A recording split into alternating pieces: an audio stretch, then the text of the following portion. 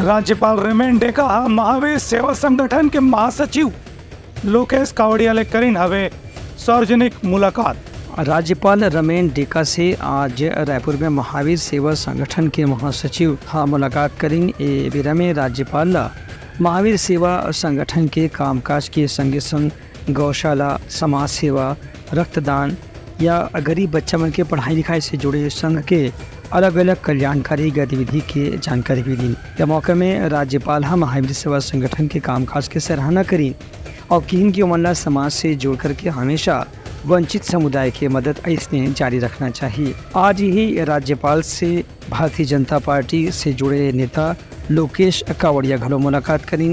वह अपन साथ अलग अलग सामाजिक संगठन के बारे में भी राज्यपाल से चर्चा करी और संगे संग बताई कि राजनीति के अलावा वह समाज सेवा के काम में भी कौन संगठन में सक्रिय रूप से जुड़े हुए हैं। एवं राज्यपाल लोकेश कावड़िया के सामाजिक संगठन से जुड़े कामकाज पर विशेष रूप से रुचि लेके और जाने के बारे में प्रयास करी। Bureau report, Uttarakhand news.